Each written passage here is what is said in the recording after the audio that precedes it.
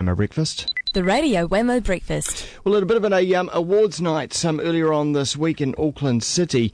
A bunch of awards were handed out to music managers, people who manage the artists and assist them get their music heard, get them gigs, perhaps even get them heard overseas as well. Just running through the various awards, there was Self-Managed Artist of the Year that went to Flip Greater. Regional Manager of the Year went to Tim Couch for Knives at Noon. Regional Manager of the Year North Island was Teresa Patterson. She managed 660, I Am Giants, Eva Lampkin and Scribe. Upcoming Manager of the Year was Scott Grafton for Batucata Sound Machine and the Phil Edwards Band. But the major award, New Zealand Manager of the Year, went to a bit of a team, really. Paul McKesser and Campbell Smith from CRS Management, responsible for Brooke Fraser, Naked and Famous, Collapsing Cities, Lydia Cole and Dimmer, and I think many others down through the years as well. And Campbell Smith, winner, is on the line from LA this morning. Hello to you, Campbell. Morning, mate. How you going? Very well. Congratulations, by the way. What a great award. Yeah, thanks very much. It's nice. It's nice to get that sort of recognition every now and again. You've been in the business for many, many years now, it's got to be 82. said. 82 years? It feels like that. It might feel like it sometimes, I guess. Yeah, a long time. When did you get started? I started, managing. I started managing, I think, in 1993, so nearly 20 years ago. Now, if my memory serves me right, was that with a band called the Tufnells? It was, exactly that band, yeah. Great band, too. Oh, excellent band. Wish they were still around producing music. Yeah. Well, I know some of the members are anyway, but... And then what happened after the Tufnells? What did you do after that? Well, I really didn't have much of an intention of being a manager. I guess I was in the early throes of being a music lawyer at that stage, and the Tufnells were friends. And as I think a lot of managers start out doing, start working with friends who are in bands, and it kind of goes from there. I was helping them out, and then from there I kind of went to, I think, Garageland and the Chills were the next bands that I worked with, and then Beck Winger, and it kind of got big with Beck Winger, I guess. Oh, that's interesting. So a little bit into the Flying Nun stable as well. It was, yeah. I did Garageland for a number of years, and a lot of overseas with them, actually. We were based in the UK and the US for a couple of years in the mid-90s with those guys. And I did a couple of big tours, world tours with the Chills around the same time. And that really seems to be one of your strengths, is to be able to find the connections overseas.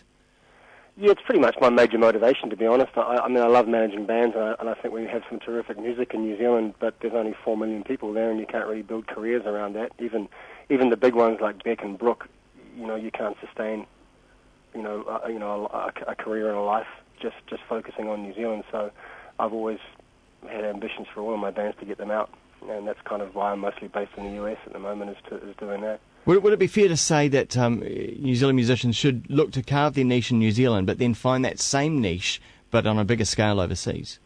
I think first and foremost, bands need to do they need to be true to themselves and make the music they want to make and make it how they want to make it. And I don't think you should ever change that, because that you start mucking about with that, and I think it's a slippery road out of there. So if you do that, then look for the opportunities that exist internationally, and there are more and more of them. I guess it's not so hard to be heard now as it was 15 years ago. We sort of had to go through traditional routes like radio. Now there are many more alternatives, and you've got many more options to try to find that niche. But I think first and foremost, do what you do, and then find the home for it, find the best place for it. And what do you look for in an artist that you manage? Just simply that I like it, really. And I've said so many times over the years that, no, I've got enough bands now and I can't really possibly take anything more on, and then suddenly the Naked and Famous come around the corner, and you find time and space for it. And I've never done anything. I think I did one band, and I'm not going to say who it was. I did one band in the 90s that I didn't really get, but I thought could be a commercial success, and it was just a disaster because my heart wasn't in it. So my tastes vary from one end of the extreme. You've probably got singer-songwriters like Brooke, and at the other end you've got more rock-oriented bands, alternative bands. So it goes across the spectrum. Right across the spectrum. And tell us about Naked and Famous. What are they doing at the moment? They are right now back in the UK. They've got a very big show coming up tomorrow or Friday night. They're starting a tour right now, but they've got a big London show at Shepherd's Bush Empire, which is a 2,000 capacity venue, which is the biggest show we've done so far in London. And they've just got a very big calendar this year. They're basically jumping backwards and forwards between Europe and the US all year, and festivals right throughout the European summer, and then a big We've got our first big sort of national major market tour here in the US in October. But yeah, going really well. And the live thing is doing particularly well for them right now. Everywhere we go, we've got great turnout, great fan base building for them. And do you get involved with the radio pushing side of things, or do you leave that up to the record label? Well, I guess what we do as managers, really, we sort of sit in the middle, we're the hub of the wheel, I guess, and the major job that we really do is make sure that everybody else does their jobs properly. So yes, we have radio pluggers that work for us at the labels and independently, and we mostly work with making sure they are getting what they need and doing what they should be doing, rather than promoting directly to radio ourselves. And it's nothing like Entourage. Not so I've seen yet, no. It must be still coming. That would be kind of funny if you were following around the band, around the streets of, I don't know, of Santa Monica or something. You being a bit older than the band, it would be. What would I be in Entourage? Would I be Turtle, I guess? Maybe. I'd like to be Turtle. It is a bit funny. You realise that, I'm basically a generation older than the Naked and Famous, and it's, every now and again that hits you. Like, I was travelling in a van with them across Canada a couple of weeks ago, and I remember thinking, this is an unusual place to be for a guy in his 40s, to be travelling in a van with a bunch of 20-year-olds. But, it was still fun. The good news about that, I guess, is I had that realisation. Then I also realised quite soon after that I was still having a good time doing it. And that's good. And you're at an interesting time in your personal career, because you've just left the job at Rianne's in New Zealand, and now you're fully basing your self in LA. So, what next for Campbell Smith? Well, I don't know. The Rianne's job, that was a big thing for me for 5 or 6 years, and it just sort of felt like that was the right time to leave. Like, the Music Awards was a huge focus for me, and getting that event to where it got to, and having it in Vector Arena was, I felt like a job done there to it in a way. And then bits of other things like the law reform and stuff seemed to be coming to a bit of a conclusion, so it felt like a good time to jump. And really the demands from the bands, particularly Brooke and the Naked and Famous internationally, are pretty extreme right now. They're doing so well in lots of different territories that I needed to be away more than I was in New Zealand. So I'm going to continue doing that. I will still always come back to New Zealand for the summer because I have to do the big day out. So I'm always going to be back down there for those 3 or 4 months over October to January. And that's got to be helpful also, I suppose. If an artist gets managed by you, they're going to be like, yes, I've got a chance for the big day out. Yeah, well, I'm pretty cautious about that. You'll never see me putting Brooke Fraser on the big day out just because I manage her. It just, you got to put things on there that sit and fit. And I guess when you do a show like the big day out, you're actually more conscious of not looking like you're favouring people that you work for. So I'm probably harder on the bands that we work for in that regard.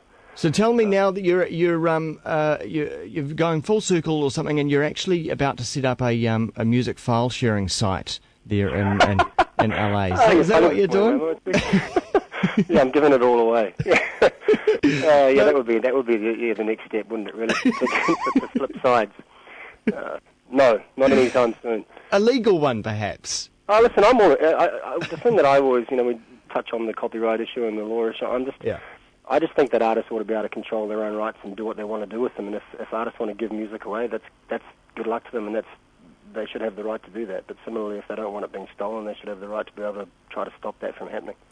And you, as manager, can empower them to do either, I suppose. I get, yeah, and that's really what we have to do. Is make, we strategize and we make long-term plans. And it's the interesting thing about management is that you live your life in the future mostly. Most of the stuff that I'm working on now is stuff that my bands will be doing at the end of this year or into the next year. Yeah. So you have this sort of weird, living in the future sort of existence. Yeah. But that's really what it is making sure that you have longer term goals than just simply making the next show. Excellent. Well, Campbell, it's been great to catch up. And, congratulations once more for taking out New Zealand Manager of the Year, you with Paul McKesser. Is Paul based in LA as well? He is. No, he is mostly still based in New Zealand, although currently he's in the UK.